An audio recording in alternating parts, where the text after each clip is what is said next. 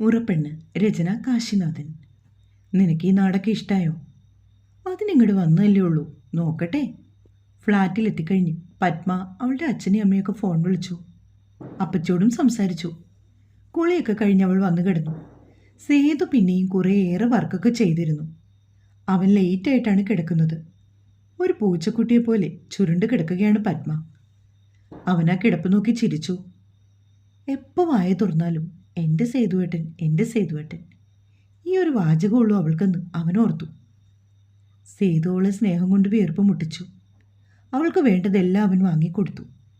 എന്നാലും അവൾ ഒരുപാട് ആഡംബരത്തിലൊന്നുമല്ല കേട്ടോ ജീവിച്ചത്.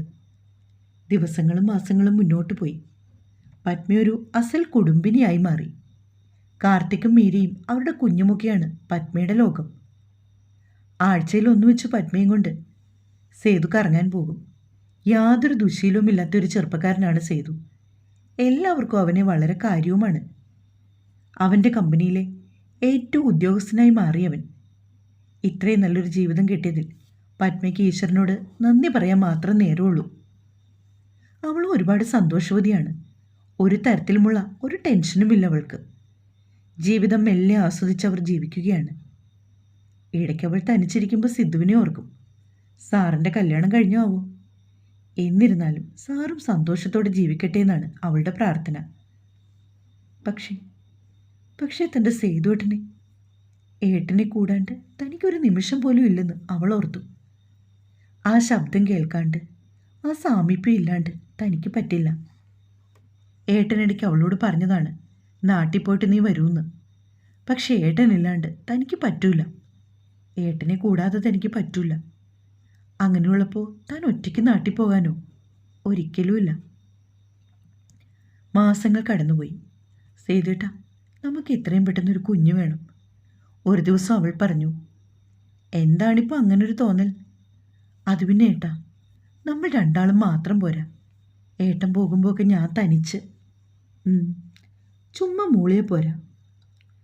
പക്ഷെ 2-3 മാസമായിട്ട് സേതു ഓർക്കാറുണ്ട് അവൾക്കെന്തേ വിശേഷമാകാത്തതെന്ന്. അവൻ പ്രതീക്ഷിച്ചിരുന്നതായിരുന്നു. എനിക്കറിയാം ഏട്ടൻ്റെ മനസ്സിൽ എന്താണെന്ന്. എനിക്കും ഡൗട്ടുണ്ട്, നമ്മളിൽ ആർക്കെങ്കിലും എന്തെങ്കിലും പ്രശ്നമുണ്ടോയെന്ന്. അവൾ അവനെ നോക്കി. നമുക്ക് ഹോസ്പിറ്റലിൽ പോകാൻ പത്മ. ഇവിടെ പോണോ അതോ നാട്ടിൽ കാണിക്കണോ? ജസ്റ്റ് ഇവിടെ പോയി ഒന്ന് ചെക്കപ്പ് ചെയ്യാം, എന്നിട്ട് എന്താണെന്ന് നോക്കാം. ശരി. പക്ഷേ ഏട്ടാ, എനിക്കൊരു പേടി. എന്തിനാണ് പത്മയ്ക്ക് പേടി? അത് പിന്നെ ഏട്ടാ, ദൈവം നമുക്കിനി ഒരു കുഞ്ഞിനെ തരില്ലേ? അത് ചോദിക്കുമ്പോൾ അവളുടെ ഉള്ളം വിങ്ങിപ്പൊട്ടി. ചേച്ചി, നീ എന്താണ് പത്മ പറയുന്നത്? നല്ല അടിയുടെ കുറവുണ്ട് കേട്ടോ നിനക്ക്. നിന്റെ നാവിലെ നല്ല എരിവുള്ള മുളകരച്ച് തേച്ച് വിടിഞ്ഞാൻ. അതല്ല ഏട്ടാ. ഏതല്ല? ഒക്കെ നിന്റെ വെറും തോന്നലാണ്. ഈ ലോകത്തിൽ പരിഹാരമില്ലാത്ത എന്ത് പ്രോബ്ലമാണുള്ളത്? എന്നാലും എൻ്റെ മനസ്സിൽ നിറയെ ഭയമാണ്. ഡോൺ വറി, നിനക്ക് ഞാനില്ലേ കൂടെ? പിന്നെ എന്താ പെണ്ണെ? അവൻ അവളെ സമാധാനിപ്പിച്ചു. അടുത്ത ദിവസം ഉച്ചയോടുകൂടി പത്മയും സേതുവും കൂടി അവിടുത്തെ ഒരു സ്പെഷ്യാലിറ്റി ഹോസ്പിറ്റലിൽ പോയി. ഡോക്ടർ രേണുക റെഡ്ഡിയെയാണ് അവർ കണ്ടത്. 1 ഇയർ കഴിയാതെ ട്രീറ്റ്മെൻറ്റിൻ്റെ ആവശ്യമില്ല, നിങ്ങൾ വെയിറ്റ് ചെയ്യൂ. അവർ പ്രത്യേകിച്ച് മെഡിസിൻ ഒന്നും കൊടുത്തില്ല. കുറച്ച് സമയത്തെ കൗൺസിലിങ്ങിന് ശേഷം ഡോക്ടർ അവരെ പറഞ്ഞയച്ചു. പത്മ ആകെ നിരാശയായിരുന്നു. നീ വെറുതെ ടെൻഷൻ അടിക്കണ്ട. ആ ഡോക്ടർ പറഞ്ഞ പോലെ നമുക്ക് കുറച്ചുകൂടി വെയിറ്റ് ചെയ്യാം. എനിക്കിനി കാത്തിരിക്കാൻ വയ്യേട്ടാ. ഇതെന്ത് കഷ്ടമാണ്. എൻ്റെ പത്മ, ഈശ്വരൻ തരുന്ന സമയത്ത് നമുക്കൊരു മാവേ തരും. ഏട്ടാ, സത്യം പറഞ്ഞ എൻ്റെ ഭയം അതല്ല. എന്താണ്? നീ പറയൂ. എനിക്ക് ഈശ്വരൻ ഒരു കുഞ്ഞിനെ തരുമോന്ന് ആശങ്ക. ചേച്ചി, നീ മിണ്ടാതിരിക്കും പെണ്ണേ. വേളി കഴിഞ്ഞ് 8 മാസമായതല്ലേ ഉള്ളൂ. എനിക്കങ്ങ് ഭ്രാന്ത് പിടിക്കുന്നു. നമുക്ക് നാട്ടിൽ പോകാം. വരട്ടെ, നോക്കാം. അങ്ങനല്ലല്ലോ ഏട്ടൻ നേരത്തെ പറഞ്ഞത്. നമുക്ക് 6 മാസം കഴിഞ്ഞ് പോകാമെന്നല്ലേ? തുടങ്ങി. ഈ പത്മ എന്തേ കൊച്ചു കുട്ടികളെപ്പോലെ? നിനക്കറിയാവുന്നതല്ലേ എൻ്റെ ജോലിയുടെ കാര്യം? എന്നിട്ടെന്തേ ഏട്ടനപ്പോൾ അങ്ങനെ എൻ്റെ അച്ഛനോട് പറഞ്ഞത്? എങ്കിൽ പിന്നെ അച്ഛനോട് ഒന്നും പറയേണ്ടിയിരുന്നില്ല.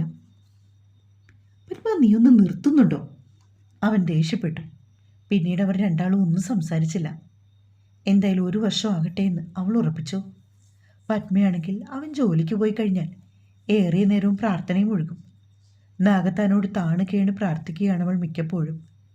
എനിക്കൊരു ഉണ്ണിയെ തരണേ എൻ്റെ പരദൈവങ്ങളെ എന്ന് അവൾ ഒരുപാട് പ്രാർത്ഥിച്ചു. ഓരോ മാസവും അവൾ പ്രതീക്ഷ കൈവിടാതെ കാത്തിരിക്കും. പക്ഷേ പത്മയാണെങ്കിൽ ആകെ വിഷമത്തിലാണെന്ന് സേതുവിനറിയാം. പഴയ ആ ചുറുചുറുപ്പും പ്രസരിപ്പുമെല്ലാം അവൾക്ക് നഷ്ടമായി. അവനോട് ഒരുപാട് സംസാരിക്കുക പോലുമില്ല അവൾ. ഇതിനോടിടയ്ക്ക് അവരുടെ വിവാഹവാർഷികം വന്നുപോയി.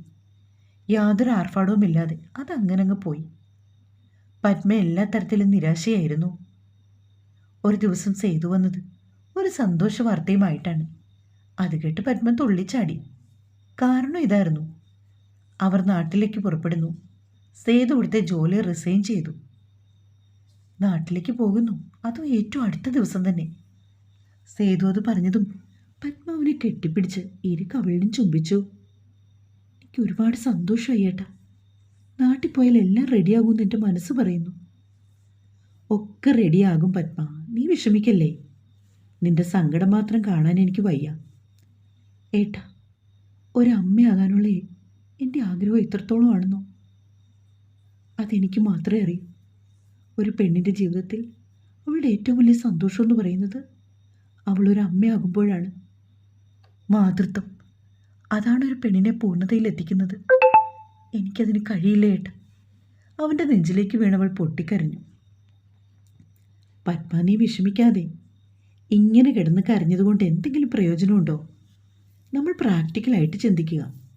നമ്മളിൽ ആർക്കെങ്കിലും പ്രോബ്ലം ഉണ്ടെങ്കിൽ നാട്ടിൽ പോയി നല്ലൊരു ഡോക്ടറെ കണ്ട് ട്രീറ്റ്മെൻറ്റ് ചെയ്യും, അത്രയേ ഉള്ളൂ. ഏട്ടനെല്ലാം നിസ്സാരമാണ്. പിന്നല്ലാതെ തീർക്കാൻ പറ്റാത്ത എന്ത് പ്രശ്നമാണ് ഈ ലോകത്തുള്ളത്?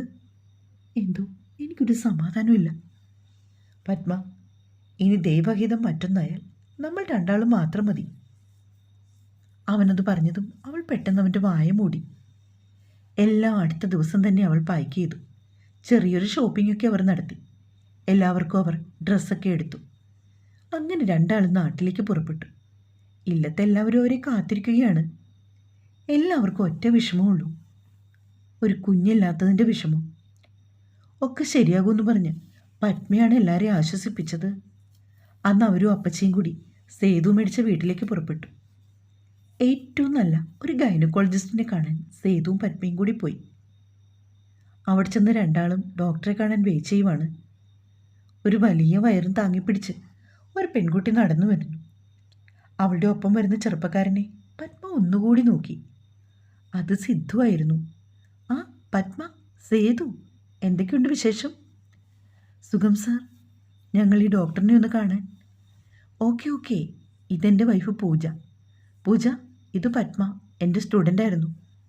പൂജ പത്മയെ നോക്കി പുഞ്ചിരിച്ചു. സേതുവുമായിട്ട് സാറ് അല്പനിമിഷം സംസാരിച്ചു. പത്മ തീർത്ത. നേഴ്സ് വിളിച്ചപ്പോൾ അവർ രണ്ടാളും കൂടി വേഗം അകത്തേക്ക് കയറി. മാഡം, ഞങ്ങളുടെ വിവാഹം കഴിഞ്ഞിട്ട് 1.5 വർഷമായി. ഇതുവരെ ഒരു അമ്മയാകാനുള്ള ഭാഗ്യം എനിക്കുണ്ടായിട്ടില്ല. ഇടറിയ ശബ്ദത്തിൽ പത്മ ഡോക്ടറെ നോക്കി.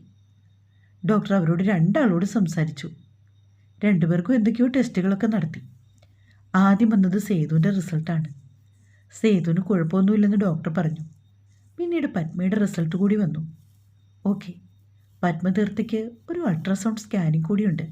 അത് കഴിഞ്ഞ് നമുക്ക് സംസാരിക്കാം.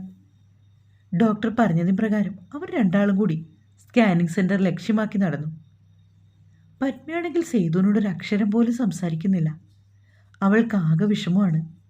താനാണ് കുഴപ്പക്കാരി. അവളുടെ മനസ്സ് മന്ത്രിച്ചു.